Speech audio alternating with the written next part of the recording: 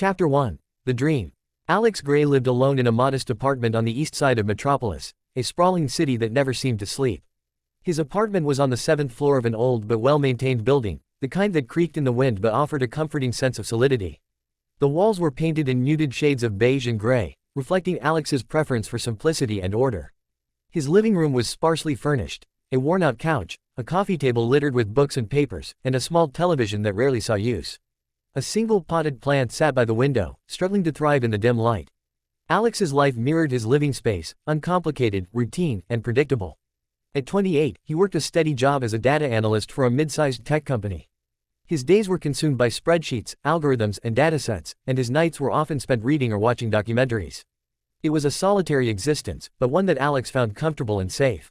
One cool autumn evening, after a particularly grueling day at work, Alex decided to turn in early. He had spent the day poring over a particularly tedious report, and his eyes felt heavy and strained. He drew the curtains, shutting out the flickering neon lights from the bustling streets below, and slipped into his bed. The familiar scent of fresh linen and the soft hum of the city lulled him into a sense of calm. As he drifted off, the noises of Metropolis faded into the background, replaced by the soothing rhythm of his own breath. As sleep enveloped him, Alex found himself transported to a place that was both strange and eerily familiar. He stood in a vast, shadowy landscape, where the ground seemed to ripple like water and the sky was a swirling mass of dark clouds. The air was thick and heavy, filled with an eerie silence that pressed down on him like a physical weight.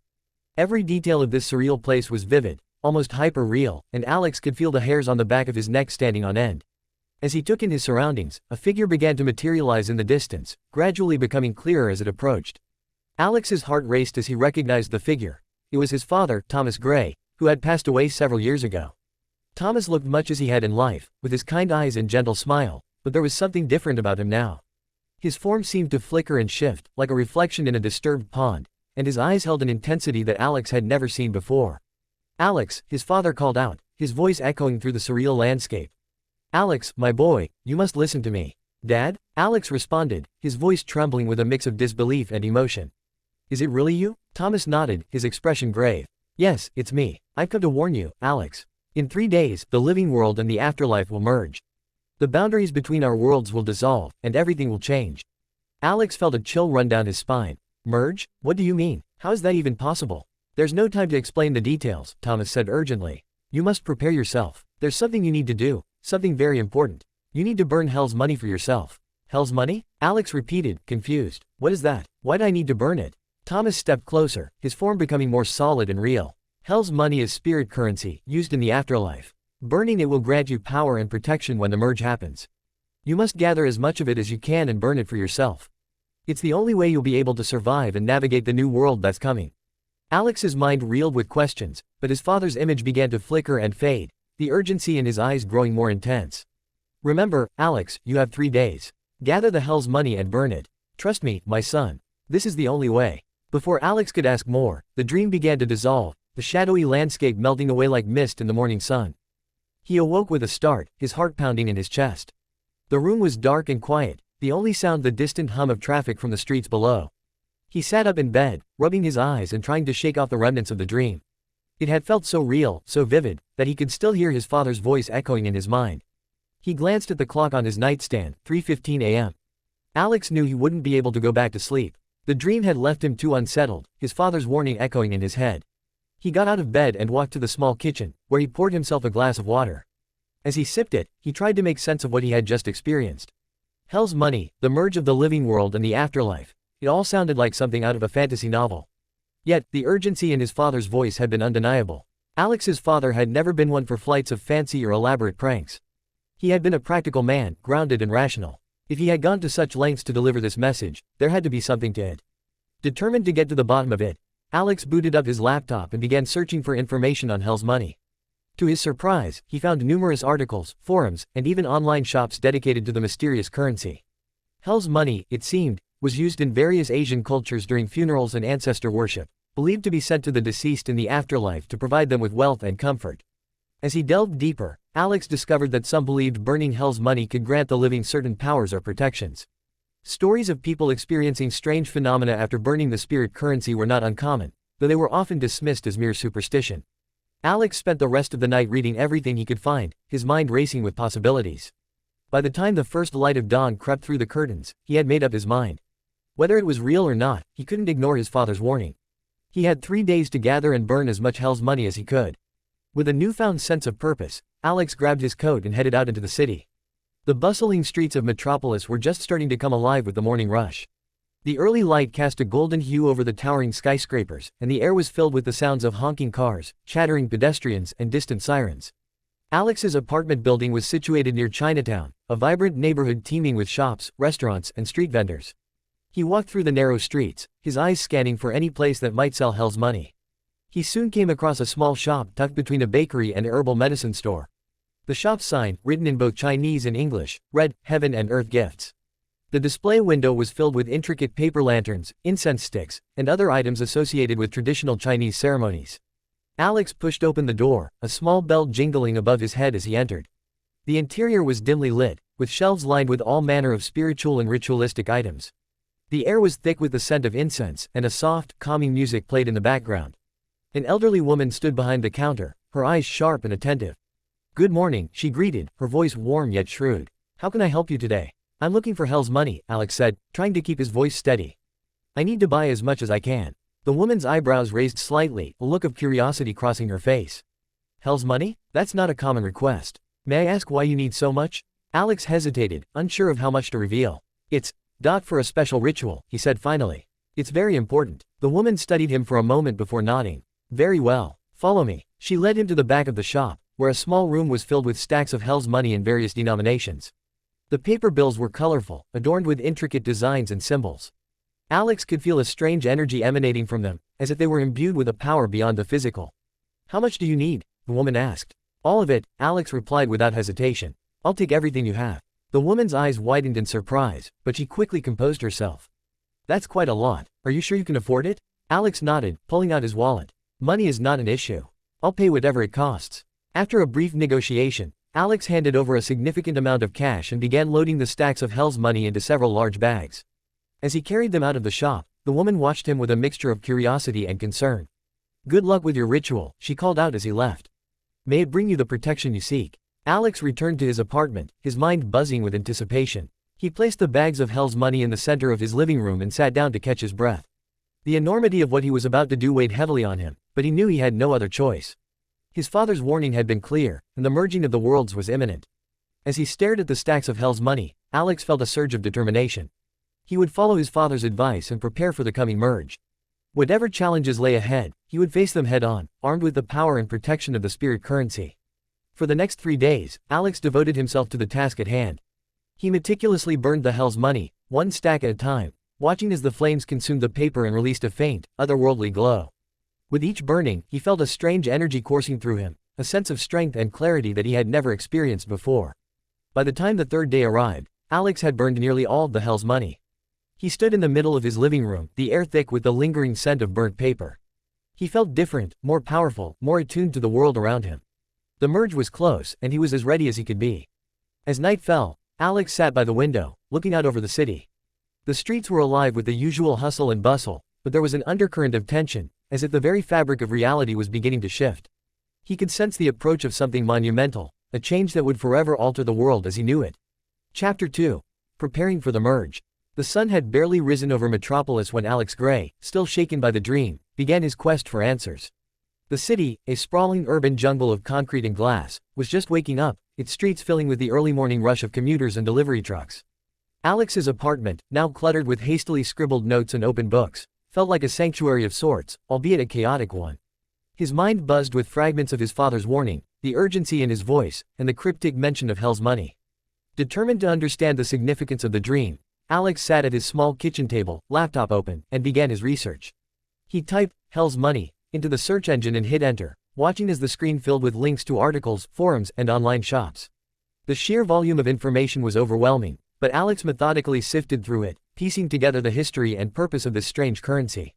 Hell's money, also known as joss paper, spirit money, or ghost money, was traditionally used in various Asian cultures as a symbolic offering to the deceased. During funerals and ancestor worship ceremonies, it was burned to ensure that the spirits of the departed would have wealth and comfort in the afterlife. The colorful, intricately designed paper bills were often accompanied by paper replicas of luxury items like cars, houses, and even servants, all intended to provide for the needs of the dead. Alex found himself drawn into the stories and legends surrounding Hell's money. Some sources claimed that burning it could grant the living certain powers or protections, a concept that resonated deeply with him given his father's warning. Accounts of people experiencing strange phenomena after burning the spirit currency were common, though they were often dismissed as mere superstition or coincidence.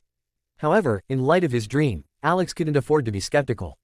His initial research complete, Alex turned his attention to acquiring as much Hell's money as he could. He started with the shops in Chinatown, a vibrant neighborhood teeming with life and culture. The narrow streets were lined with colorful banners, the air thick with the scent of incense and freshly cooked street food. Alex moved purposefully through the crowd, his eyes scanning for any sign of a shop that might sell what he needed. He soon came across a small store tucked between a bakery and a herbal medicine shop. The sign above the door, written in both Chinese and English, read, "Heaven and Earth Gifts."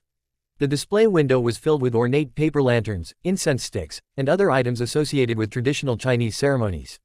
Taking a deep breath, Alex pushed open the door, a small bell jingling above his head as he entered. The interior of the shop was dimly lit, with shelves lined with all manner of spiritual and ritualistic items. The air was thick with the scent of incense, and a soft, calming music played in the background. An elderly woman stood behind the counter, her eyes sharp and attentive. She regarded Alex with a mixture of curiosity and wariness as he approached. "Good morning," she greeted, her voice warm yet shrewd. "How can I help you today?" "I'm looking for Hell's money," Alex said, trying to keep his voice steady. "I need to buy as much as I can." The woman's eyebrows raised slightly, a look of curiosity crossing her face. "Hell's money? That's not a common request. May I ask why you need so much?" Alex hesitated, unsure of how much to reveal. He decided to stick with a partial truth. "It's for a special ritual. It's very important." The woman studied him for a moment before nodding. "Very well. Follow me." She led him to the back of the shop, where a small room was filled with stacks of Hell's money in various denominations. The paper bills were colorful, adorned with intricate designs and symbols. Alex could feel a strange energy emanating from them, as if they were imbued with a power beyond the physical. "How much do you need?" the woman asked. "All of it," Alex replied without hesitation. "I'll take everything you have." The woman's eyes widened in surprise, but she quickly composed herself. "That's quite a lot. Are you sure you can afford it?" Alex nodded, pulling out his wallet. "Money is not an issue. I'll pay whatever it costs." After a brief negotiation, Alex handed over a significant amount of cash and began loading the stacks of Hell's money into several large bags. As he carried them out of the shop, the woman watched him with a mixture of curiosity and concern. "Good luck with your ritual," she called out as he left. "May it bring you the protection you seek." Back at his apartment, Alex began to prepare for the coming merge. He meticulously arranged the stacks of Hell's money in the center of his living room, making sure they were ready for burning. He then turned his attention to learning more about the rules governing ghosts and their weaknesses. The following days saw Alex diving deep into online forums and discussion groups dedicated to the supernatural and the occult. He joined communities where enthusiasts and scholars alike shared their knowledge about the afterlife, ghostly encounters, and spiritual practices. These interactions were a treasure trove of information, and Alex quickly learned that each ghost had specific conditions that had to be met before they could harm the living. Moreover, each ghost had a unique weakness that could render them powerless if discovered. In one particularly enlightening conversation, Alex learned about the revenant soldier, a vengeful spirit that could only attack those in military uniforms. His weakness was a simple white feather which, when presented, would pacify him. Another ghost, known as the Shadow Walker, could only kill in total darkness, and any light source could repel him. These rules and weaknesses were as varied as the ghosts themselves, and Alex meticulously documented each one, filling his apartment with notes and diagrams. Alex's apartment soon became a repository of Hell's money and esoteric knowledge. Stacks of joss paper were piled high in his living room, and his walls were covered with notes and diagrams detailing various ghostly rules and vulnerabilities. He acquired items that were said to repel spirits, salt, iron, and talismans, and practiced rituals to fortify his home against supernatural intrusions. Despite his relentless preparations, Alex remained anxious. The weight of his father's warning and the impending merge of the living and the afterlife pressed heavily on his mind. He began to see the world around him in a different light, noticing subtle changes in the atmosphere and the behavior of people on the streets. There was a growing sense of unease in Metropolis, a tension that seemed to echo the turmoil within him. One evening, while poring over his notes, Alex received a message from a user on an occult forum. The message was cryptic but intriguing, directing him to a hidden marketplace that dealt in supernatural artifacts. The user, known only by the handle, Shadowseeker, claimed that this marketplace was the best place to find items of power and protection. Intrigued and somewhat desperate for any edge he could get, Alex decided to investigate. The next morning, he followed the directions provided in the message, leading him to a nondescript warehouse on the outskirts of the city. The warehouse was located in an industrial area, surrounded by dilapidated buildings and overgrown lots. Alex's heart pounded as he approached, unsure of what to expect. Inside, the warehouse was a stark contrast to its exterior. It was bustling with activity, filled with vendors selling all manner of mystical items. The air was thick with the scent of incense and the hum of whispered incantations. Alex wandered through the aisles, marveling at the variety of goods on display: crystals, talismans, potions, and more. At one stall, he found a ghostly blade said to cut through spectral forms. The vendor, a middle-aged man with piercing blue eyes, explained that the blade had been forged with metal from a fallen star and blessed by an ancient shaman. Alex purchased it without hesitation, feeling a sense of reassurance as he tucked it into his bag. At another stall, he found a cloak that rendered the wearer invisible to most ghosts. The vendor, an elderly woman with a serene smile, claimed that the cloak had been woven from the threads of night itself. Alex tried it on, feeling an odd sensation as the fabric seemed to merge with his body, making him feel lighter and more agile. Finally, he came across a vial of blessed water, said to repel even the most malevolent spirits. The vendor, a young man with an air of mystique, assured Alex that the water had been blessed by a powerful priest and could be used in various rituals for protection. Alex added the vial to his growing collection of supernatural artifacts, feeling more prepared with each new acquisition. Back at his apartment, Alex meticulously organized his newfound treasures alongside his ever-growing stash of hell's money. He set up a dedicated space for burning the currency, ensuring that the process was as efficient and respectful as possible. Each night, he burned a portion of the joss paper, watching as the flames consumed the vibrant bills and feeling the strange, empowering energy that emanated from the act. In his quieter moments, Alex reflected on his father's message and the life he had led up to this point. He thought about the mundane routines and the sense of safety they once provided. Those routines now seemed trivial in the face of the impending merge. His world was on the brink of a profound transformation, and Alex was determined to be ready for whatever came next. As the final day before the merge dawned, Alex steeled himself for the challenges ahead. The city of Metropolis hummed with an undercurrent of anticipation, and Alex knew that the time for action was almost upon him. The merge of the living world and the afterlife was inevitable, and Alex Gray was prepared to meet it head-on. Chapter 3: The First Burn. The first light of dawn barely pierced the heavy curtains of Alex Gray's apartment, casting a muted, grayish hue over the room. The air was thick with anticipation. Today was the third day since Alex had received the ominous warning from his late father in a dream. The merge of the living world and the afterlife was imminent. Every fiber of Alex's being tingled with a strange mix of dread and excitement. He had spent the past few days tirelessly preparing, and now, it was time to put his plans into action. Alex's living room had been transformed into a ritualistic space. The normally neat and orderly area was now a chaotic yet meticulously organized sanctuary. In the center of the room sat a large, ornate brass basin, filled to the brim with stacks of hell's money. Candles of various sizes and colors surrounded the basin, their flickering flames casting dancing shadows on the walls. Incense sticks burned steadily, filling the room with a heady, aromatic scent that was both calming and slightly disorienting. On a small table beside the basin lay an array of supernatural artifacts that Alex had gathered: a ghostly blade, a vial of blessed water, protective talismans, and more. Alex took a deep breath, trying to steady his racing heart. The gravity of what he was about to do weighed heavily on him. He knew that burning the hell's money was not just a symbolic act. It was a ritual that would grant him the power and protection his father had insisted he needed. The merge would change everything, and he needed to be ready. He knelt before the basin, feeling the coolness of the floor seep through his jeans. With trembling hands, he picked up a match and struck it against the side of the matchbox. The sound was startlingly loud in the quiet room. The small flame flickered to life, casting a warm glow on Alex's determined face. He held the match to the edge of a stack of hell's money, watching as the paper caught fire. The flames quickly consumed the colorful bills, crackling and hissing as they burned. As the first stack of hell's money turned to ash, Alex felt a strange sensation wash over him. It started as a tingling in his fingertips, spreading up his arms and into his chest, where it blossomed into a powerful surge of energy. His heart pounded in rhythm with the flickering flames, and he closed his eyes, focusing on the feeling.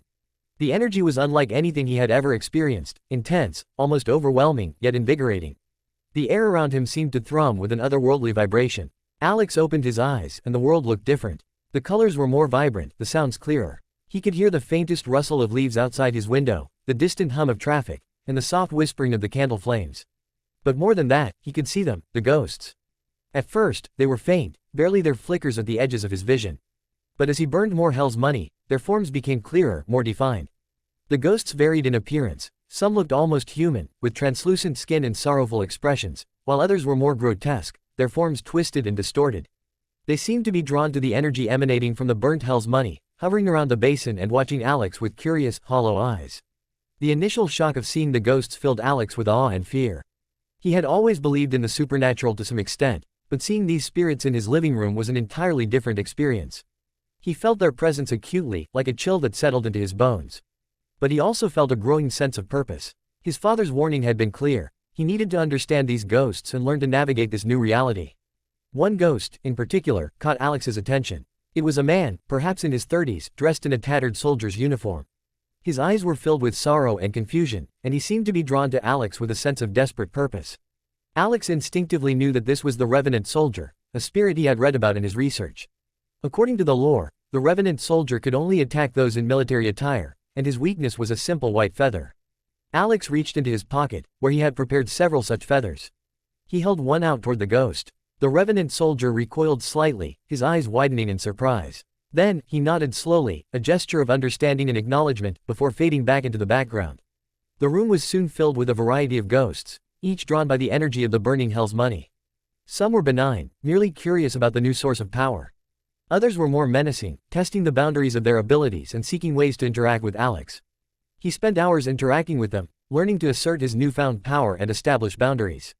His apartment had become a hub of supernatural activity, a beacon in the newly merged world of the living and the dead. As the day wore on, Alex continued to burn stack after stack of hell's money. With each burning, the sensation of power grew stronger, and his ability to perceive and interact with the ghosts became more refined. He found that he could sense their emotions and intentions, an ability that helped him navigate the complex web of ghostly rules and weaknesses. Around midday, Alex experienced a particularly intense surge of energy. He had just burned a large stack of hell's money when the air around him seemed to crackle with electricity. The room was filled with a brilliant flash of light, and for a moment, Alex was blinded. When his vision cleared, he found himself surrounded by an assembly of ghosts, each one more distinct and palpable than before. At the forefront of the assembly was a ghost unlike any Alex had seen so far. He was tall and imposing, dressed in a flowing robe that shimmered with ethereal light. His eyes, deep and piercing, held a wisdom that spoke of centuries of existence. Alex instinctively knew that this was no ordinary spirit. This was a guardian, a powerful entity responsible for maintaining the balance between the worlds of the living and the dead. Alex Gray, the guardian, spoke, his voice resonating with authority. You have called upon the power of the spirit realm and have been granted sight beyond sight. The merge is upon us, and with it comes great responsibility. You must use your newfound abilities to maintain harmony and protect the balance. Alex nodded, feeling the weight of the guardian's words. I understand. I will do everything I can to help. The guardian's gaze softened slightly. You are not alone in this task. Others like you are awakening to their roles. Seek them out, forge alliances, and together, you will navigate the challenges ahead. But beware, for with power comes those who seek to abuse it. Stay vigilant, and trust in your instincts. With that, the guardian faded, and the assembly of ghosts began to disperse. The room gradually returned to its previous state, the intense energy ebbing away.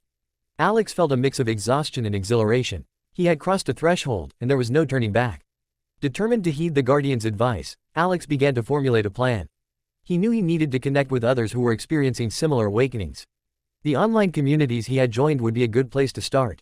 He also resolved to strengthen his defenses and continue his studies of ghostly rules and weaknesses. Over the next few hours, Alex reached out to his contacts, sharing his experiences and learning from theirs. He discovered that many people were indeed sensing the shift, though few had taken as proactive a stance as he had. Encouraged by their support and insights, Alex felt a renewed sense of purpose. As the day turned into night, the activity in Alex's apartment continued. The ghosts, now more accustomed to his presence, interacted with him in ways that ranged from the curious to the malevolent. He learned to navigate their world with increasing confidence, using his knowledge and artifacts to establish his authority and protect himself from harm. By the time the sun set, Alex had burned nearly all of the hell's money he had gathered. The room was filled with the lingering scent of burnt paper and the soft glow of the protective candles.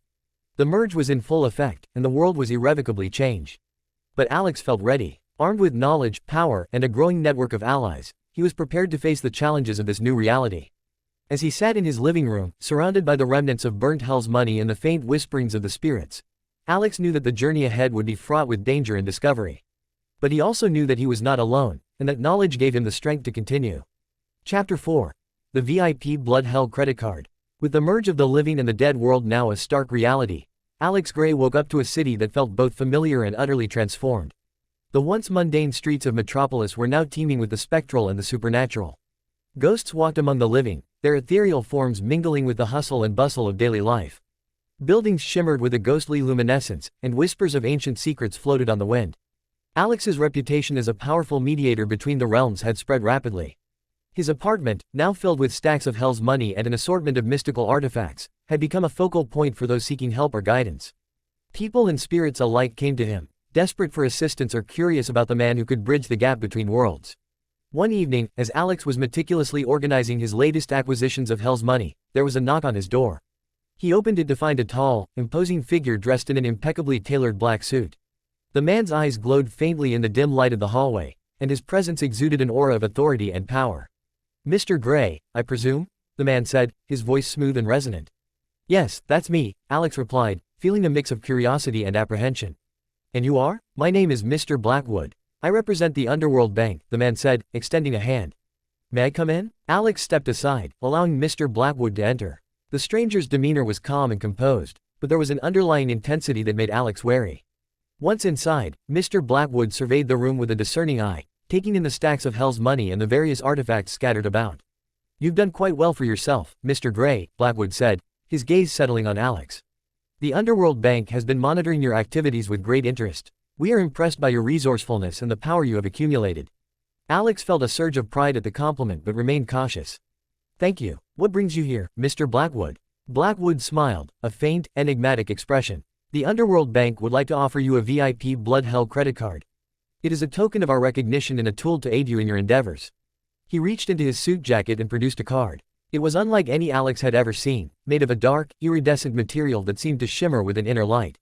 His name was engraved on the card in elegant, glowing script, and it pulsed with a subtle, rhythmic beat, as if it were alive. Alex took the card, feeling a rush of energy as his fingers touched its surface. "What does this card do?" Blackwood's smile widened slightly. "The VIP Blood Hell credit card grants its holder exclusive access to hidden realms and priority services from the Underworld Bank. It allows you to conduct transactions between the living and dead worlds with unparalleled ease. It is a key to a vast network of resources and opportunities." Alex turned the card over in his hand, marveling at its weight and design. "This is incredible. But why me?" "You have demonstrated exceptional ability and commitment," Blackwood replied. "You are a key player in maintaining the balance between the living and the dead. This card will open many doors for you. Use it wisely, and your influence will continue to grow." With that, Blackwood turned to leave, but he paused at the door. "Remember, Mr. Gray, with great power comes great responsibility. The balance between the living and the dead is delicate. You must remain vigilant and trust in your instincts." As Blackwood vanished into the night, Alex felt a mix of excitement and apprehension. The card in his hand was a symbol of his growing influence, but it also came with new responsibilities. He knew that the power it offered could be both a blessing and a burden. Over the next few days, Alex began to explore the benefits of his new card. The first thing he discovered was its ability to access hidden marketplaces. These markets, located in ethereal planes, were bustling hubs where spirits and select mortals traded goods and information. With the VIP Blood Hell credit card, Alex could bypass many of the usual rituals required to enter these spaces, allowing him to move freely and efficiently. One such marketplace was the Elysian Exchange, a sprawling, otherworldly bazaar that defied the laws of physics and logic. The stalls and shops seemed to float in midair, connected by shimmering pathways of light. Vendors called out to potential buyers, their voices mingling with the hum of spectral energy. Here, Alex found an array of rare and powerful items, enchanted weapons, ancient grimoires, and mystical artifacts that could enhance his abilities or provide protection against malevolent entities. During his first visit to the Elysian Exchange, Alex encountered Marcus, an elderly ghost who had been a master alchemist in his former life. Marcus continued his work in the afterlife, perfecting potions and elixirs that could grant various powers. Intrigued by Alex's reputation in the VIP card, Marcus offered him a deal on a rare elixir that could temporarily enhance his psychic abilities, allowing him to foresee potential threats and opportunities. "This elixir is one of my finest creations," Marcus explained, his translucent hands carefully handling a vial filled with a shimmering, iridescent liquid. "It will heighten your senses and sharpen your intuition. But use it sparingly, the effects are powerful, but they do not last long." Alex purchased several vials, knowing they could be invaluable in his quest to maintain balance. The transaction was seamless, thanks to the VIP Blood Hell credit card, and Alex felt a sense of reassurance as he tucked the elixirs into his bag. He continued to explore the marketplace, acquiring items that would aid him in his mission and forging alliances with key figures in the supernatural community. The card also granted Alex access to the Spectral Library, a hidden repository of knowledge that contained books and scrolls detailing the secrets of the afterlife, advanced ghostly rules, and powerful rituals. The library was a labyrinthine maze of towering bookshelves, each filled with volumes that glowed with an otherworldly light. As Alex wandered through the aisles, he felt a profound sense of awe and curiosity. He selected several books on ghostly hierarchies, protective spells, and the history of the underworld, eager to deepen his understanding and expand his capabilities. Through his growing influence, Alex began to forge alliances with key figures in both the living and the dead worlds. He worked closely with a group of spirit hunters who had also received visions of the merge and had been preparing in their own ways. Together, they formed a network of guardians dedicated to protecting the balance and aiding those in need. One night, as Alex was reviewing his notes in the dim light of his apartment, he received a call from one of his new allies, Sarah, a woman who specialized in tracking malevolent spirits. She informed him of a particularly dangerous ghost that had been terrorizing a nearby neighborhood. "Alex, we've got a situation," Sarah said, her voice urgent. "There's a malevolent spirit causing havoc in the old district. It's powerful, and we've had trouble containing it. Can you help?" Using his VIP Blood Hell credit card, Alex quickly gathered the necessary supplies and coordinated a plan with Sarah and her team. The battle with the malevolent ghost was intense, but Alex's enhanced abilities and extensive knowledge allowed him to identify its weakness and banish it back to the underworld. The neighborhood was saved, and Alex's reputation as a powerful protector was further solidified. With each victory and successful transaction, Alex's influence grew. The VIP Blood Hell credit card became more than just a tool. It was a symbol of his authority and commitment to maintaining harmony between the realms. He used the card to establish safe zones throughout the city, places where both the living and the dead could coexist peacefully. As the days turned into weeks, Alex continued to burn Hell's money, enhancing his power and refining his abilities. His apartment, once a simple and quiet refuge, had become a command center for his operations.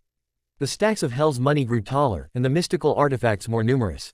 The walls were adorned with maps, notes, and diagrams, all detailing the intricacies of the New World Order. Despite the constant activity and the weight of his responsibilities, Alex felt a deep sense of fulfillment. He was no longer just a solitary figure lost in the chaos of Metropolis. He was a leader, a protector, and a bridge between the living and the dead.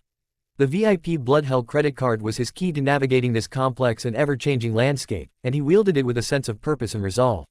With the VIP Blood Hell credit card in hand, Alex Gray felt the weight of his newfound responsibilities and power. He knew that the card was more than just a tool for transactions. It was a gateway to a deeper understanding of the supernatural world and a symbol of his growing influence.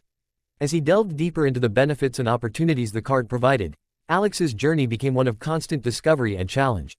The first significant test of his abilities and the card's power came shortly after his battle with the malevolent ghost. Alex had been exploring the spectral library, absorbing as much knowledge as he could about the intricacies of the afterlife and the complex rules governing ghosts. The library was a treasure trove of information, and each visit left him more prepared for the challenges ahead. One day, while browsing the ancient scrolls in a secluded corner of the library, Alex encountered an elderly librarian spirit named Alara. She was a guardian of the library, her presence serene yet commanding. Alara had taken note of Alex's frequent visits and his insatiable thirst for knowledge. "You have been diligent in your studies, Alex Gray," Alara said, her voice echoing softly through the cavernous space. "The spectral library holds many secrets, but knowledge alone will not suffice. You must also learn to wield your power with wisdom and compassion." Alex nodded, grateful for her guidance. "I understand, Alara. I seek not just power, but the ability to maintain balance and protect both the living and the dead." Alara smiled, a warm and knowing expression. "Good. There is a test that lies ahead, one that will challenge your resolve and your understanding of the delicate equilibrium between our worlds." She handed Alex a small, ornate key. "This will grant you access to the Chamber of Echoes, a hidden part of the library where the most powerful and dangerous texts are kept. You must retrieve a specific book, the Codex of Shadows. It contains knowledge that is crucial for your mission, but be warned. The chamber is guarded by ancient spirits who will test your worthiness." With the key in hand, Alex made his way to the Chamber of Echoes. The door to the chamber was a massive, intricately carved wooden portal that seemed to pulse with a life of its own. As he inserted the key into the lock, the door creaked open, revealing a dimly lit room filled with towering shelves and an almost palpable sense of history. The Chamber of Echoes was unlike any other part of the library. The air was thick with the whispers of countless spirits, their voices intertwining in a haunting melody. As Alex ventured deeper into the chamber, he felt a presence following him, unseen but undeniably powerful. He reached a central podium where the Codex of Shadows rested, its cover adorned with ancient runes and symbols. As he reached out to take the book, a spectral figure materialized before him. It was a guardian spirit, its form shifting and flickering like a candle flame. "To claim the Codex, you must prove your worth," the guardian intoned, its voice echoing through the chamber. "You must face the trials of knowledge, courage, and compassion." The first trial tested Alex's knowledge. The Guardian posed riddles and questions about the supernatural world, drawing on the vast information contained within the spectral library. Alex, having spent countless hours studying, answered each question with confidence and accuracy, earning the Guardian's approval. The second trial required courage. The Guardian summoned apparitions of some of the most terrifying spirits Alex had ever encountered. These spectral beings loomed menacingly, their eyes glowing with malice. Alex stood his ground, drawing on the strength and power he had gained from burning Hell's money. He used his ghostly blade and protective talismans to fend off the apparitions, demonstrating his bravery and resolve. The final trial tested Alex's compassion. The Guardian conjured visions of lost souls, spirits trapped in torment and despair. Alex felt their pain acutely, his heart aching for their suffering. He reached out to them, offering words of comfort and promises of help. He used the elixirs he had acquired from Marcus to ease their suffering, showing that he truly cared for both the living and the dead. With the trials complete, the Guardian nodded in approval. You have proven yourself worthy, Alex Gray. The Codex of Shadows is yours. Use its knowledge wisely. Alex took the book, feeling a deep sense of accomplishment. The Codex was filled with ancient wisdom and powerful spells, knowledge that would be invaluable in his quest to maintain balance. He thanked the Guardian and left the Chamber of Echoes, knowing that he had taken another significant step on his journey. Back in his apartment, Alex immersed himself in the Codex, learning new techniques and strategies for dealing with the myriad challenges posed by the merged worlds. He practiced powerful rituals and spells, further enhancing his abilities and fortifying his defenses. As his power and reputation grew, Alex attracted more attention from both allies and adversaries. He continued to work closely with Sarah and her team of spirit hunters, coordinating efforts to protect vulnerable areas and deal with particularly troublesome spirits. Their network of guardians expanded, with new members joining from different parts of the city, each bringing unique skills and perspectives. One of the most critical tasks they undertook was the creation of safe zones throughout Metropolis. These areas, marked by protective wards and enchanted barriers, provided refuge for both the living and the dead. The VIP Bloodhell credit card played a crucial role in establishing these zones, allowing Alex to procure the necessary materials and enlist the help of skilled artisans and mystics. During one of their operations, Alex encountered a formidable adversary, a powerful specter known as the Wraith King. This malevolent spirit had been wreaking havoc in a historic district, feeding on the fear and anguish of the residents. The Wraith King was cunning and ruthless, his power amplified by the chaos of the merged worlds. Using the knowledge from the Codex of Shadows and the resources provided by the VIP card, Alex devised a plan to confront the Wraith King. He and his team prepared meticulously, setting up traps and enchantments to weaken the specter. When the confrontation finally occurred, it was a fierce and harrowing battle. The Wraith King proved to be a formidable foe, his dark energy clashing with Alex's protective spells and ghostly blade. In the heat of the battle, Alex felt a surge of determination. He drew upon the power granted by the Hell's money he had burned and the elixirs from Marcus, his senses heightened and his strength unwavering. He fought with skill and precision, his allies supporting him with their own abilities. The turning point came when Alex managed to trap the Wraith King in a circle of enchanted salt, a tactic he had learned from the Codex. With the specter temporarily immobilized, Alex recited an incantation that banished the Wraith King back to the underworld. The district was finally freed from the specter's tyranny, and the residents were safe once more. The victory over the Wraith King solidified Alex's reputation as a powerful and capable protector. His network of guardians grew stronger, their bond forged through shared experiences and mutual respect. They celebrated their success, but Alex reminded them that the journey was far from over. Chapter 5. Buying the Supermarket. With the city of Metropolis continuing to adapt to the unprecedented merging of the living and the dead, Alex Gray sought ways to foster unity and cooperation between the two realms. His efforts had already made him a respected figure in both worlds, but he knew that true integration required tangible, everyday connections. With this vision in mind, Alex decided to purchase a local supermarket, transforming it into a place where both the living and the dead could shop, socialize, and find common ground. The supermarket Alex had in mind was Thompson's Market, a family-owned business with deep roots in the community. It was located in a vibrant neighborhood known for its diversity and close-knit residents. The market had been a cornerstone of the area for decades, known for its fresh produce, friendly service, and reasonable prices. However, the untimely death of its owner, Mr. Henry Thompson, in a tragic car accident had left the store struggling to stay afloat. The staff did their best to keep it running, but without clear leadership and direction, the future of Thompson's Market was uncertain. Alex visited the supermarket one late afternoon, the sun casting long shadows over the building's worn facade.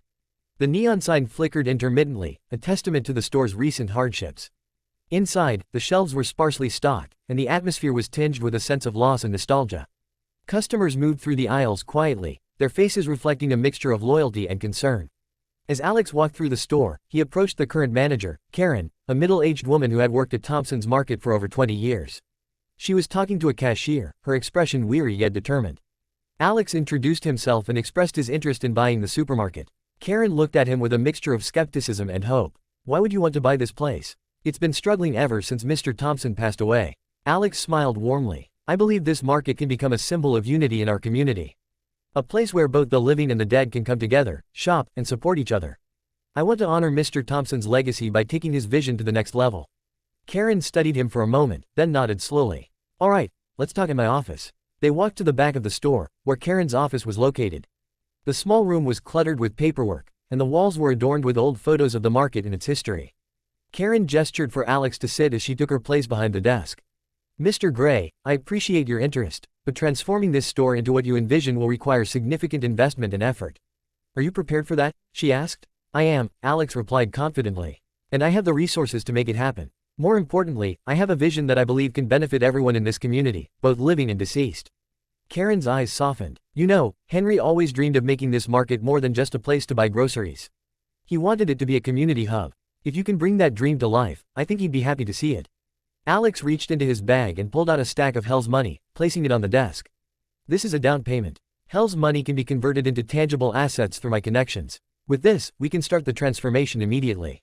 Karen's eyes widened in surprise as she picked up one of the bills, feeling the strange energy emanating from it. I've heard of Hell's money, but I've never seen so much of it. All right, Mr. Gray, you have a deal. Let's bring this place back to life. With the agreement in place, Alex wasted no time in beginning the renovations. He hired a team of skilled workers, including contractors, mystics, and artisans who specialized in integrating supernatural elements with the physical world. The first step was to renovate the space, making it welcoming and accessible to both human and ghostly patrons. The aisles were widened to accommodate the ethereal forms of ghosts, and special sections were set up to display spectral items alongside traditional groceries.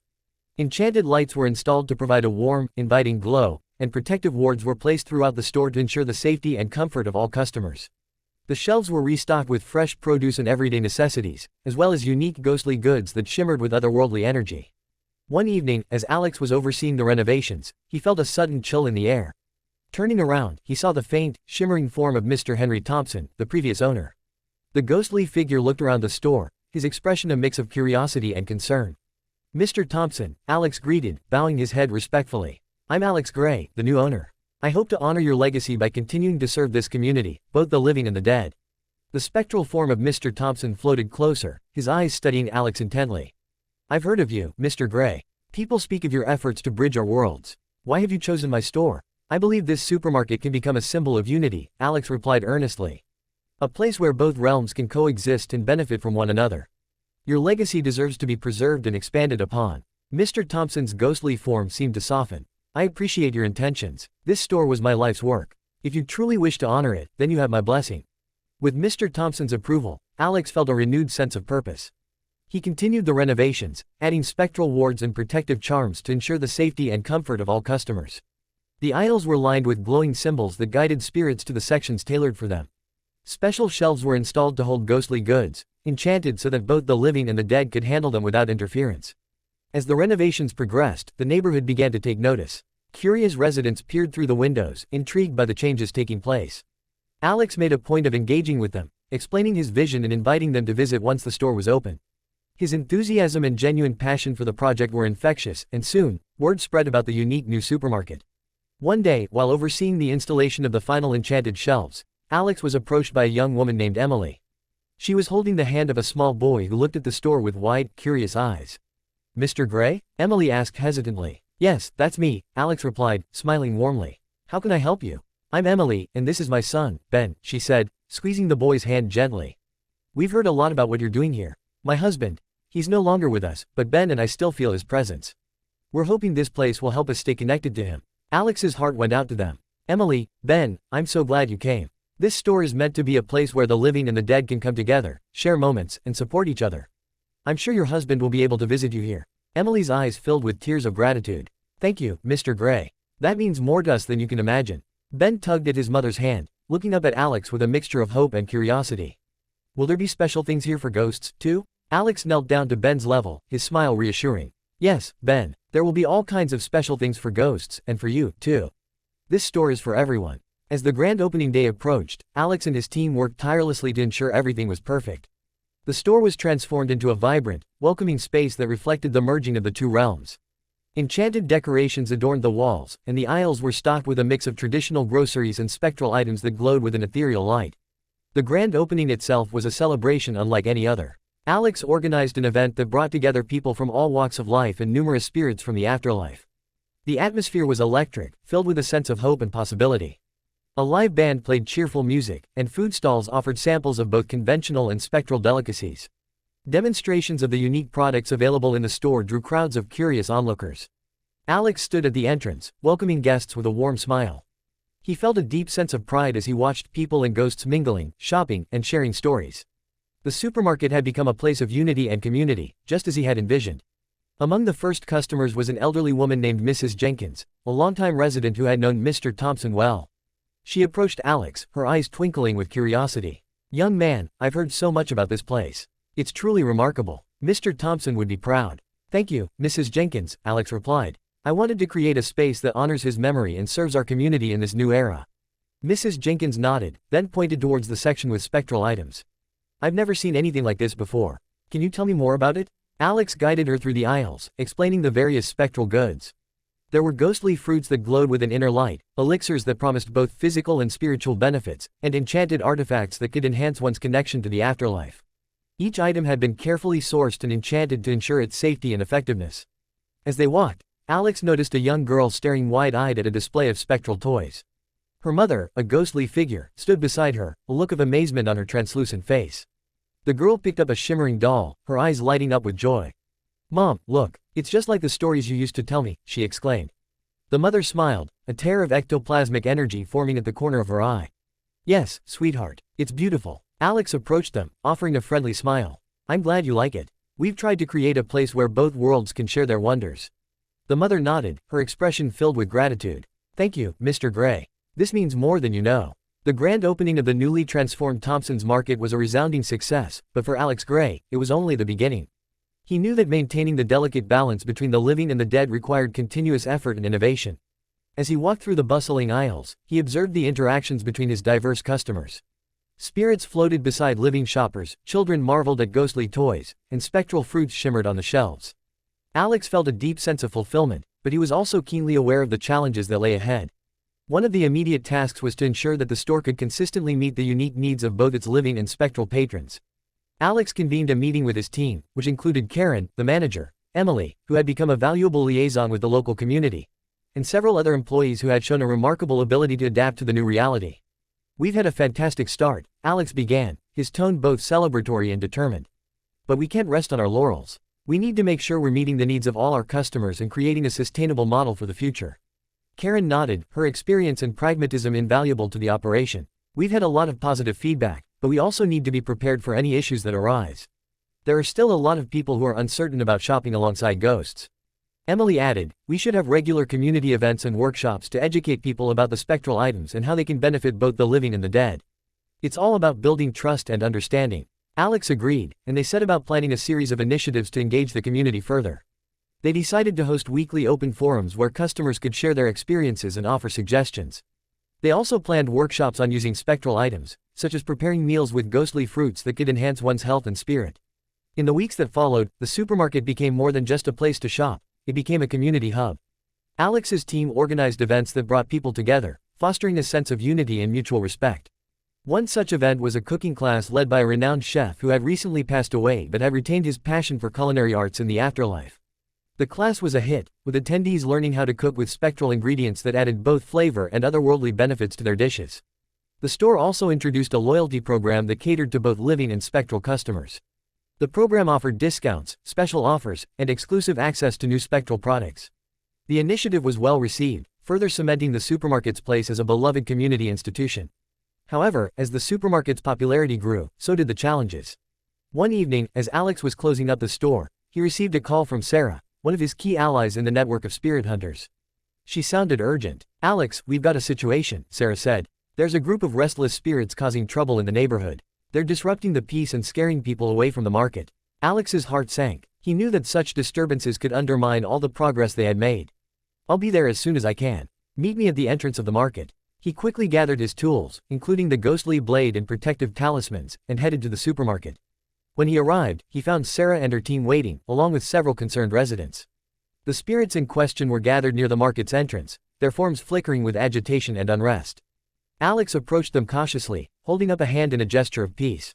"What's troubling you?" he asked, his voice calm and soothing. "Why are you causing disturbances here?" One of the spirits, a tall man with a somber expression, stepped forward. "We're lost," he said. "We have no place to go, and we're confused about this new reality. We didn't mean to cause harm, but we need help." Alex nodded, understanding their plight. The merging of the worlds had left many spirits disoriented and without purpose. "I understand. We're all adjusting to this new world. But causing disturbances won't help anyone. Come inside, and let's see how we can assist you." He led the spirits into the market, where they were met with a mix of curiosity and caution from the other customers. Alex and his team worked quickly to provide the restless spirits with guidance and support. They offered them roles within the market, helping with tasks that suited their abilities. The spirits found a sense of purpose, and the disturbances ceased, bringing a newfound harmony to the area. As the days turned into weeks, the market continued to thrive. Alex implemented more measures to ensure the seamless integration of the living and the dead. He introduced a spirit hour each evening, a dedicated time when ghosts could shop without feeling crowded by living customers. This not only eased the spirits' anxieties but also allowed them to interact with the living on their own terms. Alex also established a partnership with local schools to educate children about the new world they were growing up in. He believed that fostering understanding and acceptance from a young age was crucial for a harmonious future. The supermarket hosted field trips where students could learn about spectral items and even meet friendly ghosts who shared their stories and experiences. One particularly memorable visit was from a third-grade class. The children were wide-eyed with wonder as they explored the spectral sections of the store. They asked endless questions, their curiosity boundless. Alex watched as a ghostly figure, Mrs. Thompson, who had been a teacher in her living years, patiently answered their questions and explained the significance of the spectral items. The visit was a huge success, leaving the children excited and informed about the new world. Despite the growing success and integration, Alex knew that maintaining this delicate balance required constant vigilance. One evening, he received a message from the Underworld Bank, requesting a meeting. Intrigued and slightly apprehensive, Alex made his way to the designated location, a secluded part of the city known for its connection to the supernatural. He arrived at an old, grand building that exuded an air of mystery and history. Inside, he was greeted by Mr. Blackwood, the same imposing figure who had given him the VIP Blood Hell credit card. "Mr. Gray, it's good to see you," Blackwood said, his voice as smooth and commanding as ever. "You've done remarkable work with Thompson's Market. The Underworld Bank is impressed." "Thank you," Alex replied. "It's been challenging, but also incredibly rewarding." Blackwood nodded. "Indeed. However, with great success comes greater scrutiny. There are factions within the underworld that are not pleased with the peace you've established. They see it as a threat to their power." Alex's heart quickened. "What can I do to protect what we've built?" Blackwood leaned forward, his gaze intense. "You must be prepared for challenges from within and beyond. The Underworld Bank is prepared to support you, but you must also be vigilant. Continue to build alliances, strengthen your defenses, and stay true to your mission." Alex left the meeting with a renewed sense of purpose. He knew that maintaining the supermarket's success and the peace it represented required constant effort and dedication. He redoubled his efforts, working closely with his team and the community to address any emerging threats and to ensure that the market remained a place of harmony and unity. One particularly challenging situation arose when a powerful spirit, known as the Shadow Revenant, began causing disturbances in the market. The Shadow Revenant was a malevolent entity with the ability to manipulate darkness and instill fear. Its presence threatened to undo all the progress Alex had made. Working with Sarah and the Spirit Hunters, Alex devised a plan to confront the Shadow Revenant. They fortified the market with additional protective wards and gathered the necessary tools to combat the entity. The confrontation was intense, with the Shadow Revenant using its powers to create chaos and confusion. However, Alex's knowledge, the support of his allies, and the power of the VIP Blood Hell credit card enabled them to eventually banish the malevolent spirit, restoring peace to the market. The victory over the Shadow Revenant was a turning point. It reinforced the community's faith in Alex and the supermarket's mission. The market continued to thrive, becoming a model for other businesses seeking to integrate the living and the dead. Chapter 6. Saving a Coworker. The days at Thompson's Market were bustling as ever, a harmonious blend of living and spectral customers filling the aisles. Alex Gray had become a beacon of hope for many in Metropolis, known for his unwavering dedication to bridging the gap between the living and the dead. Despite the challenges, he found immense satisfaction in seeing his vision come to life. One afternoon, as Alex was organizing the logistics for an upcoming community event at the market, his phone buzzed on the counter. He glanced at the screen to see a familiar name flash across: Jane, an old coworker and friend from his days as a data analyst. It had been a while since they had last spoken, so the call caught him by surprise. "Alex, I need your help." Jane's voice trembled through the phone, a stark contrast to her usual composed tone. "There's something terrible happening to me." Alarm bells rang in Alex's mind. Jane was always strong and level-headed. Hearing her so distressed sent a wave of concern through him. "Jane, what's wrong? Are you safe?" "I don't know how to explain it over the phone," Jane replied, her voice shaky.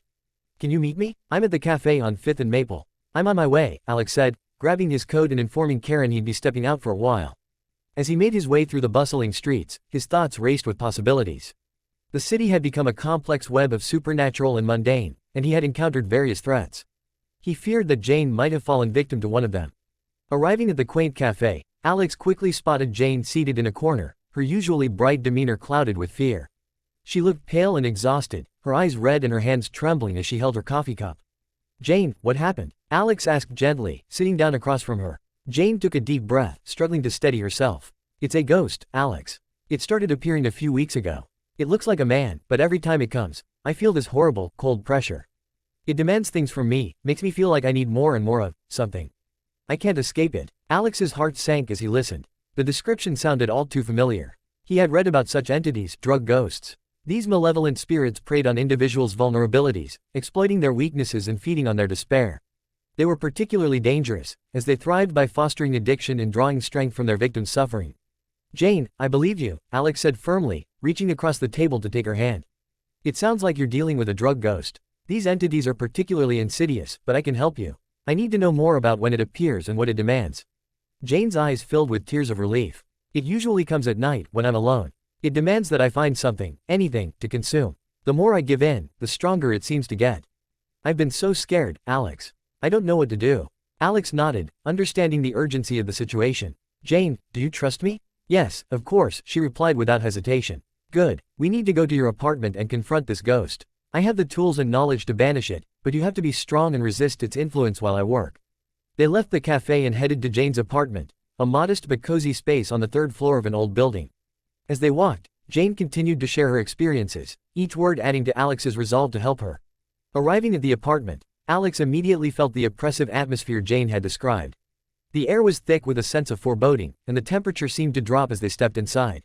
Jane's usually warm and inviting home felt cold and unwelcoming.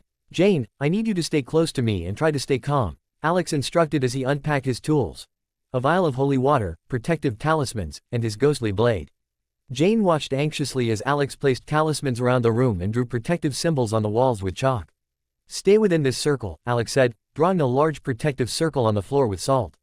"It will help shield you from the ghost's influence. I'm going to summon it, and when it appears, we need to be ready." As the sun set, the apartment grew colder, the shadows lengthening ominously. Alex positioned himself near the entrance of the living room, his senses heightened. He began to chant softly, invoking the protective spells he had learned from the spectral library.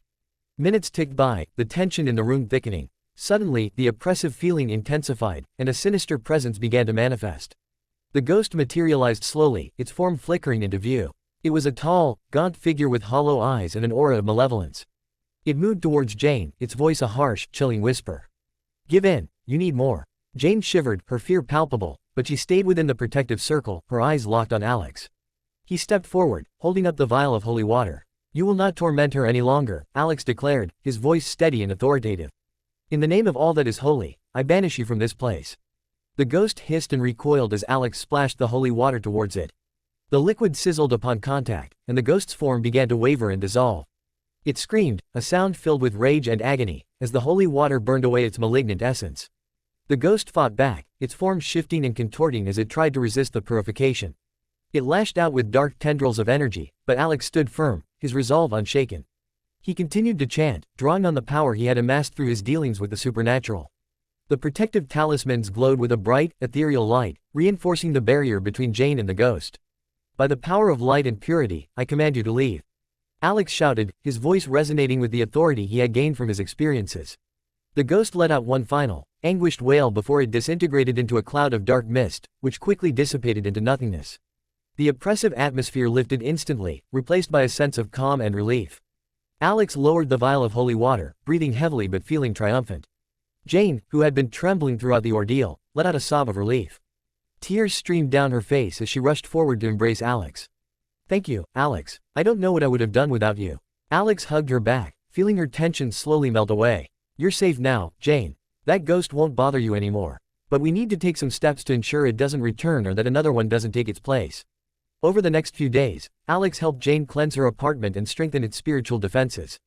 They placed protective talismans in strategic locations and conducted a purification ritual to cleanse any lingering negative energy. Alex also introduced Jane to practices that would help her maintain a strong and positive spiritual environment, such as regularly burning sage and keeping certain crystals that promoted peace and protection. During this time, Jane confided more in Alex about the struggles she had been facing. The ghost had preyed on her vulnerabilities, exacerbating her stress and anxiety. Alex realized that while the immediate threat had been removed, Jane still needed support to fully recover and regain control over her life. Jane, it's important that you take care of yourself and seek help if you need it, Alex advised. There are people who can support you through this, and I'm always here if you need me. Jane nodded, her resolve strengthening. I will, Alex. Thank you for everything. You've given me a second chance. As Jane began her journey towards healing, Alex returned to his work at Thompson's Market with a renewed sense of purpose. He knew that his mission extended beyond the supermarket. It was about protecting and supporting those who were vulnerable to the darker aspects of the supernatural world. The experience with Jane had reinforced his commitment to this cause. Back at the market, Alex continued to expand his efforts to integrate the living and the dead. He organized workshops and seminars to educate the community about the new reality they were living in and how to protect themselves from malevolent entities. He also forged stronger alliances with local spirit hunters and mystics, ensuring that help was always available for those in need. One evening, as Alex was preparing for another community event, he received a visit from Sarah and her team of spirit hunters. They had heard about his confrontation with the drug ghost and wanted to discuss potential collaborations for dealing with similar threats across the city. Alex, what you did for Jane was incredible, Sarah said, her admiration evident. We could use your expertise and resources to help others who are dealing with dangerous entities. There are more people out there who need protection. Alex agreed, understanding the importance of a coordinated effort. Absolutely. We can pool our knowledge and resources to make a real difference. Let's set up a network where we can share information and respond quickly to any supernatural threats. Together, they established a communication network that linked spirit hunters, mystics, and other allies across Metropolis. This network allowed them to quickly identify and respond to emerging threats, ensuring that help was always available for those in need. They also organized regular training sessions to share their knowledge and hone their skills. Through these efforts, Alex's reputation as a protector and leader continued to grow. His commitment to helping others and his ability to bridge the gap between the living and the dead earned him the respect and gratitude of the community. Thompson's Market became more than just a place to shop. It was a symbol of hope and unity, a testament to what could be achieved when both realms worked together. Chapter 7. Building a Network. As the city of Metropolis continued to adapt to the blending of the living and the dead, Alex Gray's reputation as a mediator and protector flourished. His efforts at Thompson's Market had turned it into a beacon of unity, and his growing influence extended far beyond its aisles. The experiences with Jane and other cases had solidified his resolve to build a network that could provide support and protection to those in need. Alex's apartment, which once served as a simple home, had transformed into a bustling command center for his supernatural activities.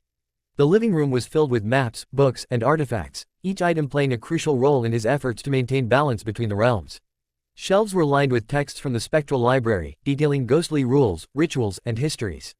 The air was thick with the scent of incense, and protective talismans adorned the walls, creating a sanctuary that was safe for both the living and the dead. One crisp autumn evening, as Alex was sorting through his latest acquisitions of spectral artifacts, there was a knock on his door. He opened it to find a young woman and her ghostly companion standing nervously on the threshold. "Mr. Gray?" the woman asked hesitantly. "I'm Clara, and this is my brother, Daniel. We've heard about what you do, and we need your help." Alex stepped aside to let them in, his curiosity piqued. Clara and Daniel took seats on the worn but comfortable couch, and Alex sat across from them, offering a reassuring smile.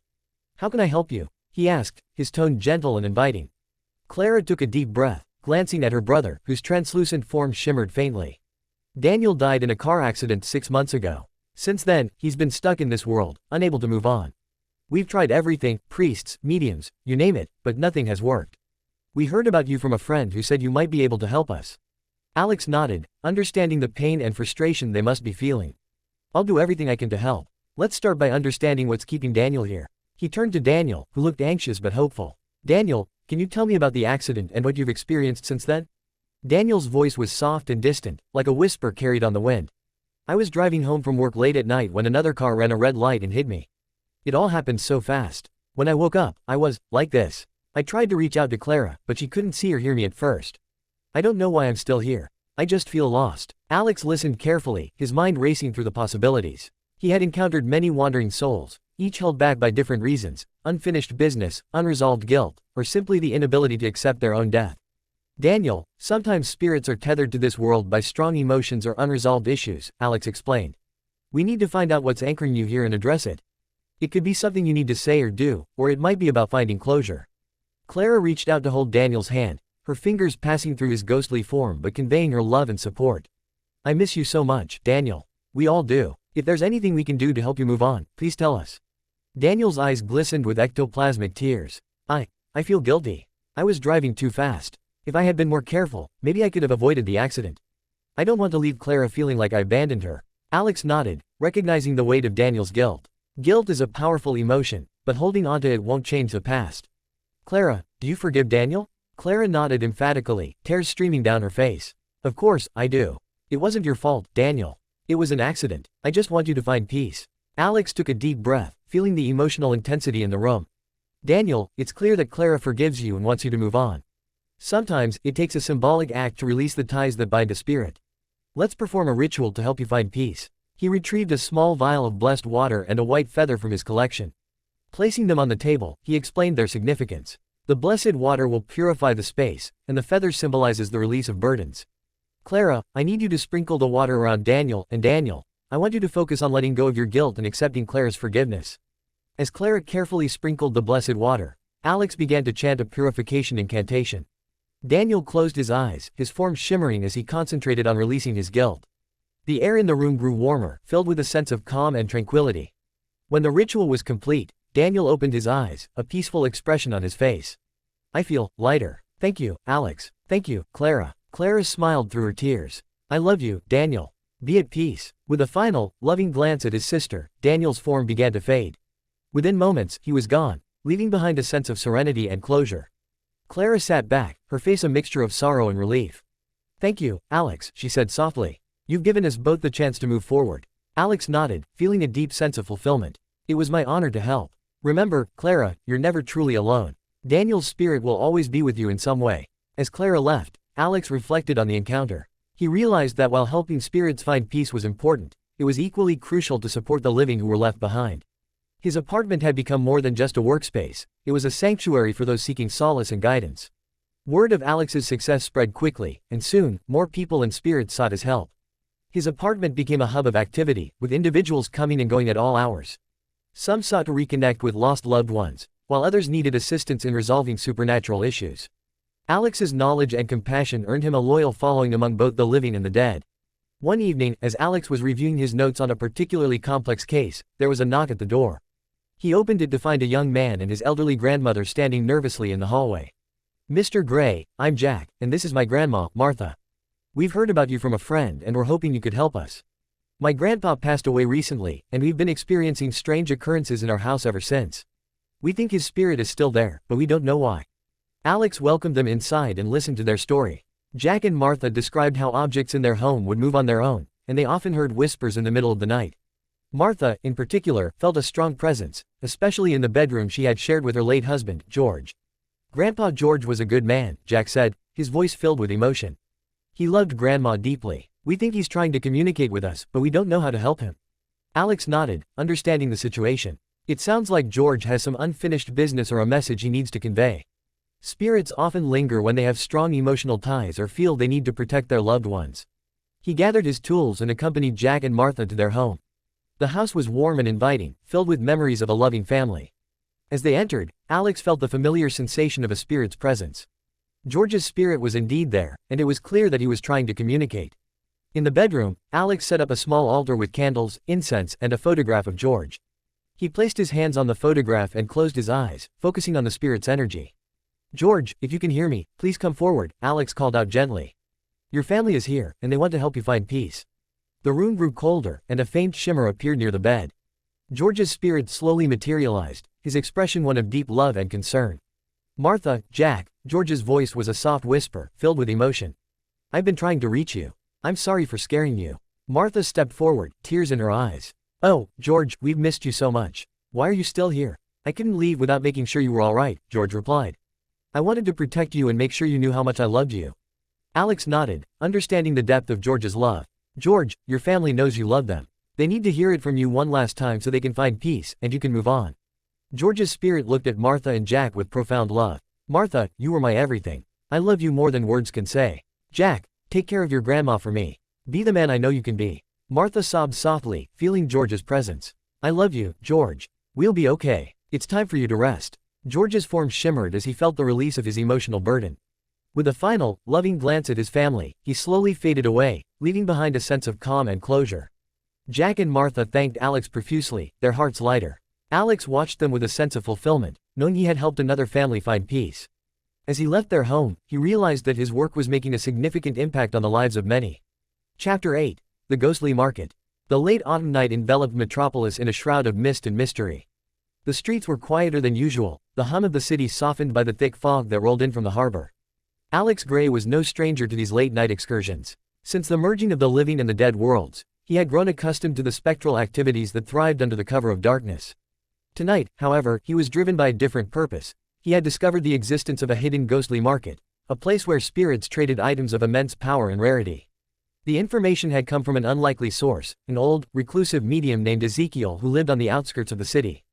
Alex had visited Ezekiel seeking advice on a particularly stubborn haunting. During their conversation, Ezekiel had mentioned the ghostly market in passing, describing it as a place where only those with significant supernatural influence could gain access. It's a place of both danger and opportunity, Ezekiel had said, his voice raspy with age. The spirits there trade in artifacts that can grant great power, but only if you're willing to pay the price. It's not a place for the faint-hearted, Alex. Intrigued and determined, Alex decided to seek out the market. With his VIP Bloodhell credit card in hand, he felt prepared for whatever lay ahead. He had already experienced the card's immense power, using it to access hidden realms and purchase supernatural items. Tonight, he would put it to the test once more. Following Ezekiel's cryptic directions, Alex made his way to the old industrial district, an area long abandoned by the living but teeming with spectral activity. The fog grew thicker as he approached a dilapidated warehouse, its windows boarded up and its exterior covered in graffiti. According to Ezekiel, this was the gateway to the ghostly market. Taking a deep breath, Alex stepped inside. The interior was dark and musty, the air heavy with the scent of decay. He reached into his pocket and pulled out the VIP Bloodhell credit card, holding it up as he whispered an incantation he had learned from the spectral library. The card glowed faintly, and a shimmering portal materialized in front of him, its edges crackling with ethereal energy. Without hesitation, Alex stepped through the portal. He found himself in a bustling market unlike anything he had ever seen. The ghostly market was an otherworldly bazaar, a place where the laws of physics seemed to bend and twist. Stalls floated in midair, connected by winding paths of glowing mist. Spirits of all shapes and sizes moved through the market, their forms flickering and shimmering in the dim light. The market was filled with the sound of whispered conversations, the clinking of spectral coins, and the hum of magical energy. Vendors called out their wares in a multitude of languages, each booth offering items that ranged from the mundane to the extraordinary. Alex felt a surge of excitement as he took in the sights and sounds. This was a place of immense power and potential. As he wandered through the market, Alex kept a keen eye out for items that could enhance his abilities. He knew that the right artifacts could make a significant difference in his ongoing mission to protect the balance between the living and the dead. His first stop was a stall run by a spectral blacksmith, a burly ghost with a beard made of smoke and eyes that glowed like embers. "Welcome, traveler," the blacksmith greeted, his voice a deep rumble. "I see you carry the mark of the VIP Bloodhell credit card. You must be looking for something special." Alex nodded, his curiosity piqued. "I'm looking for a weapon, something that can cut through spectral forms with ease." The blacksmith's eyes gleamed with interest. "Ah, you seek a ghostly blade. I have just the thing." He reached behind his stall and produced a sword unlike any Alex had ever seen. The blade was made of a translucent, shimmering material that seemed to pulse with its own inner light. The hilt was wrapped in black leather, and ancient runes were etched along the blade's edge. "This is the spectral cleaver," the blacksmith explained, "forged in the heart of a dying star and tempered with the tears of 1,000 lost souls. It can cut through even the most resilient spectral forms, but such power comes at a price." Alex examined the blade closely, feeling the energy radiating from it. "What's the price?" The blacksmith's expression turned serious. 1,000,000 units of hell's money. Alex's breath caught in his throat. It was a significant sum, but he knew the blade was worth it. He pulled out his VIP Bloodhell credit card and handed it to the blacksmith. The card glowed brightly as the transaction was processed, and the blacksmith handed over the spectral cleaver with a respectful nod. "Use it wisely, traveler," the blacksmith said. "It is a weapon of great power and responsibility." Alex thanked him and continued his exploration of the market, the spectral cleaver now securely strapped to his side. His next stop was a booth run by a spectral tailor, a slender ghost with fingers that moved like quicksilver. The tailor's stall was filled with cloaks, robes, and garments made from materials that shimmered and shifted with every movement. "Good evening," the tailor greeted, her voice smooth and melodic. "What brings you to my humble stall?" "I'm looking for something that can render me invisible to most ghosts," Alex explained. "Do you have anything that fits the bill?" The tailor's eyes sparkled with interest. "Ah, an invisibility cloak. I have just the thing." She reached into a chest and pulled out a cloak that seemed to be woven from shadows themselves. The fabric was soft and weightless, and it shimmered with a faint, iridescent glow. "This is the Cloak of Shadows," the tailor explained. "It is made from the essence of night and enchanted with powerful spells. When worn, it will render you invisible to most ghosts and protect you from their gaze. But such a rare item comes at a high price." Alex nodded, expecting the cost. "What's the price?" 500,000 units of hell's money, the tailor replied. Alex considered the price, knowing that the cloak would be invaluable in his efforts. He handed over his VIP Bloodhell credit card once more, and the transaction was completed. The tailor handed him the Cloak of Shadows with a graceful bow. "May it serve you well, traveler," she said. As Alex donned the cloak, he felt a rush of energy envelop him. The fabric seemed to meld with his form, and he knew he had acquired an artifact of immense power. With the spectral cleaver at his side and the Cloak of Shadows on his back, he felt more prepared than ever to face the challenges that lay ahead. He continued to explore the market, taking in the sights and sounds while keeping an eye out for any other items that might be of use. He visited stalls selling enchanted potions, ancient tomes, and rare crystals, each vendor offering unique and powerful wares. While he made a few more purchases, the spectral cleaver and the Cloak of Shadows remained his most prized acquisitions of the night. As the hours passed, Alex decided it was time to return to the living world. He made his way back to the portal, feeling a sense of accomplishment and anticipation. The ghostly market had provided him with tools that would greatly enhance his abilities and help him protect the balance between the realms. Stepping through the portal, Alex found himself back in the abandoned warehouse. The night air was still thick with fog, but the sense of mystery and danger had been replaced with a feeling of readiness. He knew that the artifacts he had acquired would be instrumental in his ongoing mission. Chapter 9. The First Major Challenge. The chill of winter had settled over Metropolis, casting a serene but somber atmosphere across the city. The spectral presence was more pronounced in the cold, the veil between the living and the dead thinning even further. Alex Gray, fortified by the recent acquisitions from the ghostly market, felt a renewed sense of purpose as he navigated the complexities of his dual-world existence. One crisp morning, Alex was sipping his coffee and reviewing his notes on recent hauntings when his phone buzzed with an urgent message from Sarah, one of his key allies in the network of spirit hunters. "Alex, we have a situation at the Metropolitan Military Academy. Cadets are being attacked by a powerful vengeful spirit. We need your help ASAP." Alex's heart raced as he read the message. The Metropolitan Military Academy was a prestigious institution known for its rigorous training in disciplined cadets. The presence of a vengeful spirit there could have catastrophic consequences. He quickly gathered his gear, including the spectral cleaver and the Cloak of Shadows, and headed out. The academy was located in the historic district of the city, its grand stone buildings and expansive grounds exuding a sense of tradition and honor. As Alex approached, he could see the anxiety and fear etched on the faces of the cadets and staff. Sarah was waiting for him at the entrance, her expression grim. "Alex, it's bad," she said without preamble. "The spirit is targeting anyone in a military uniform. We've had multiple injuries, and morale is plummeting. We need to stop this before it gets any worse." Alex nodded, his mind already working on a plan. "Have you identified the spirit?" Sarah led him to the academy's main hall, where they had set up a temporary command center. She pointed to a historical photograph on the wall, depicting a group of soldiers from the early 20th century. "This is the Revenant soldier," she explained. "He was a former cadet who died under mysterious circumstances. His spirit has returned, and he's filled with vengeance. According to the legends, he can only attack those in military uniforms." Alex studied the photograph, his eyes narrowing as he took in the details. The Revenant soldier was tall and imposing, his eyes burning with a fierce intensity. Alex could sense the pain and anger that had anchored him to this world. "To pacify him, we'll need to use a white feather," Alex said, recalling the lore he had studied. "It's a symbol of peace and surrender, and it should calm his spirit long enough for us to communicate with him and find out what he wants." Sarah nodded, her relief palpable. "We have some white feathers in the academy's ceremonial supplies. I'll get them for you." As Sarah left to retrieve the feathers, Alex walked through the academy, observing the tense atmosphere. Cadets huddled in groups, whispering nervously, while instructors tried to maintain order and calm. He could feel the spirit's presence, a cold, oppressive energy that permeated the air. Sarah returned with a bundle of white feathers, handing them to Alex. "Here you go. What's the plan?" "We need to draw the Revenant soldier out and confront him directly," Alex said. "I'll need a few cadets to act as bait, wearing their uniforms. Once he appears, I'll use the feather to pacify him." After that, we can try to communicate and understand his grievances. Sarah looked hesitant but nodded. I'll gather some volunteers. Be careful, Alex. Minutes later, Alex stood in the academy's courtyard with 3 brave cadets, each wearing their military uniforms. The courtyard was eerily quiet, the tension almost palpable. Alex held the white feather in one hand and the spectral cleaver in the other, ready for whatever came next. Remember, stay close to me and don't panic, Alex instructed the cadets. The feather will pacify him, but we need to stay calm and focused. The cadets nodded, their faces pale but resolute. They understood the gravity of the situation and were prepared to do whatever it took to protect their academy and fellow cadets. As they stood there, waiting, the air grew colder, and a thick fog began to roll in, shrouding the courtyard in a ghostly mist. Suddenly, a chilling wind swept through the area, and the revenant soldier appeared, his form emerging from the fog like a nightmare brought to life. He was a terrifying sight, his uniform tattered and his eyes burning with fury. The cadets recoiled in fear, but Alex stood firm, holding the white feather out in front of him. Revenant soldier, Alex called out, his voice steady and commanding. I am here to help you find peace. We do not wish to harm you. The revenant soldier's gaze locked onto Alex, his expression one of rage and torment. He took a menacing step forward, but Alex did not waver.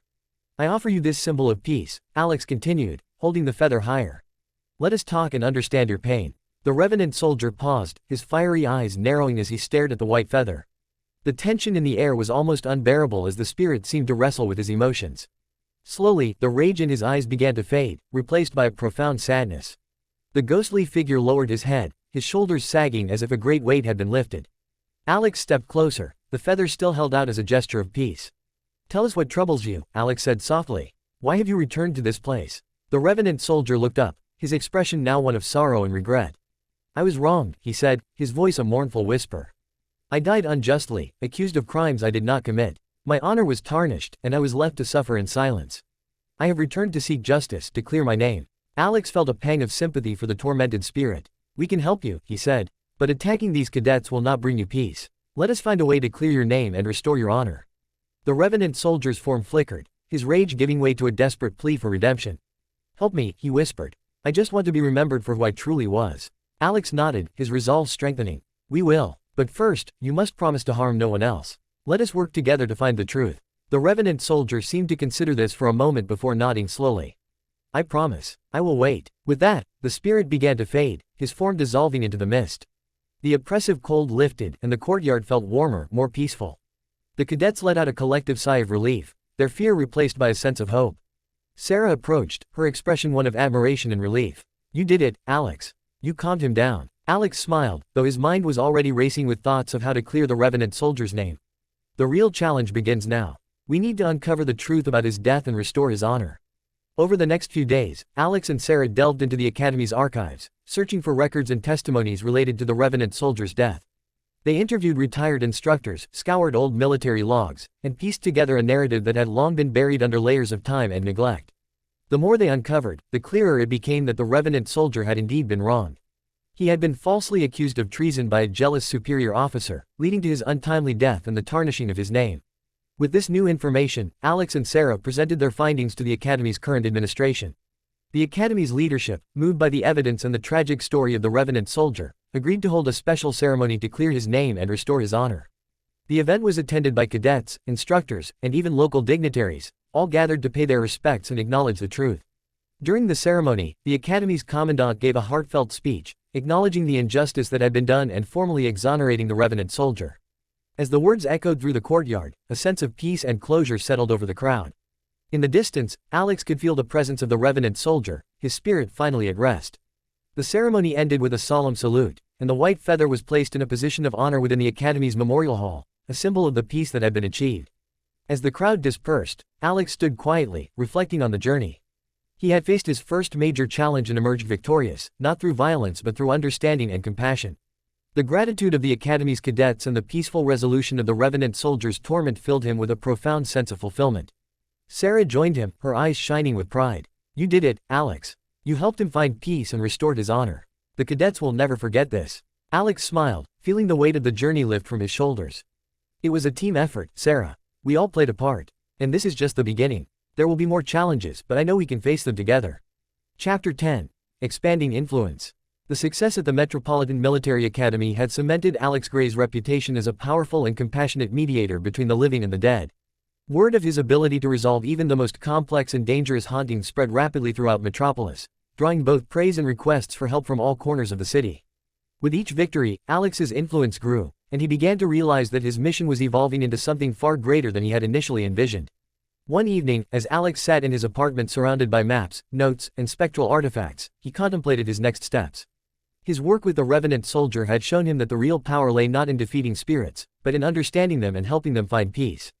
The merging of the living and the dead worlds had created a unique opportunity to foster harmony and understanding between the two realms. As he mulled over these thoughts, his phone buzzed with a message from Sarah. She had become his trusted confidant and ally, and her insights were invaluable to his work. "Alex, I've been thinking. We need to do more than just respond to hauntings and emergencies. What if we organized gatherings where people could communicate with their departed loved ones? It could bring so much comfort and closure to those who are struggling." Alex smiled at the idea. It was exactly the kind of initiative that aligned with his vision of bridging the gap between the living and the dead. He replied immediately, expressing his enthusiasm and suggesting they meet to discuss the details. The next day, Alex and Sarah met at a cozy cafe in the heart of Metropolis. The place was bustling with life, a stark contrast to the somber and eerie settings they often found themselves in. They sat by the window, enjoying the warmth and the aroma of freshly brewed coffee. "Sarah, I think your idea is brilliant," Alex began. "These gatherings could serve as a safe space for people to connect with their lost loved ones and find the peace they need to move forward. But we'll need to plan carefully to ensure everything goes smoothly." Sarah nodded, her eyes bright with excitement. "I agree. We'll need to set up protective wards to keep out any malevolent spirits and make sure we have experienced mediums to facilitate the communications. We should also think about how to create a comforting and respectful atmosphere." They spent the next few hours brainstorming and planning, discussing everything from venue options to potential guest speakers. They decided to call the events Bridging Realms Gatherings, emphasizing their purpose of fostering connections between the living and the dead. They agreed to hold the first gathering at Thompson's Market, transforming the large community space into a welcoming and sacred area for the event. Over the following weeks, Alex and Sarah worked tirelessly to organize the inaugural Bridging Realms Gathering. They reached out to their network of spirit hunters, mediums, and mystics, inviting them to participate and lend their expertise. They also spread the word through social media, local community boards, and word of mouth, ensuring that those who needed comfort and closure would hear about the event. As the day of the gathering approached, Thompson's Market was abuzz with activity. Alex and his team decorated the space with soft lighting, candles, and calming music, creating a serene and inviting atmosphere. They set up protective wards around the perimeter to ensure that only benevolent spirits could enter, and arranged comfortable seating areas where attendees could sit and communicate with their loved ones in peace. On the evening of the event, the market was filled with a diverse group of people, each with their own stories and hopes. Some were seeking closure for recent losses, while others longed to reconnect with loved ones who had passed many years ago.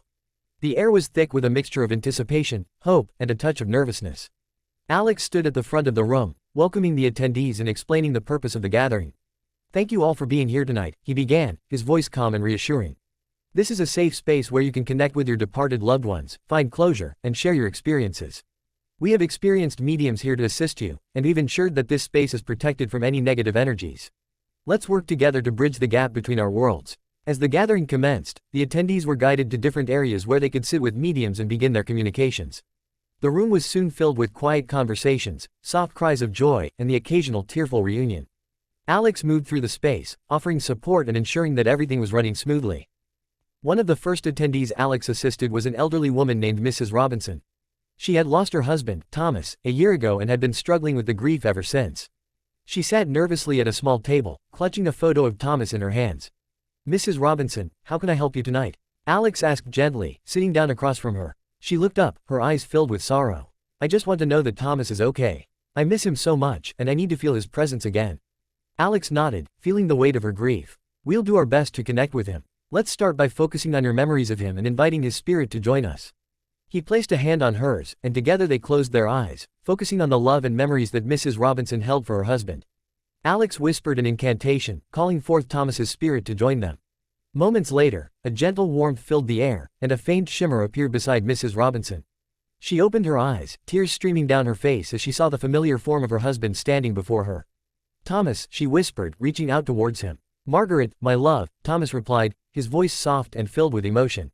"I've been with you every day. I've watched over you, and I miss you just as much." The reunion was a beautiful and poignant moment, filled with heartfelt words and shared memories. Alex discreetly stepped back, giving them privacy to reconnect. He felt a deep sense of fulfillment, knowing that he had helped bring comfort and closure to another grieving soul. As the evening progressed, similar scenes played out across the room. Families reconnected, messages of love and forgiveness were exchanged, and many found the peace they had been seeking. The gathering was a resounding success, and the atmosphere was one of healing and hope. At the end of the night, Alex gathered everyone for a closing ceremony. He stood before the crowd, his heart full as he looked at the faces of those who had found solace through the event. "Thank you all for being a part of this special evening," Alex said. "We've seen the power of connection and the importance of bridging the gap between our worlds. This is just the beginning. Together, we can create a future where the living and the dead coexist in harmony, supporting and understanding each other." The attendees applauded, their expressions reflecting the gratitude and peace they felt. As they began to leave, many stopped to thank Alex personally, expressing their appreciation for the comfort and closure they had found. Sarah joined Alex at the front of the room, her eyes shining with pride. "You did it, Alex. This was a beautiful event. Look at how many people you've helped." Alex smiled, feeling a deep sense of satisfaction. "We did it, Sarah. This was a team effort. And we'll continue to do this, bringing more people together and fostering harmony between the realms." As they cleaned up and prepared to close the market for the night, Alex couldn't help but feel optimistic about the future. The Bridging Realms gathering had been a powerful demonstration of what was possible when the living and the dead came together with understanding and compassion. He knew that there would always be challenges, but he was ready to face them, confident in the strength of the connections he was building.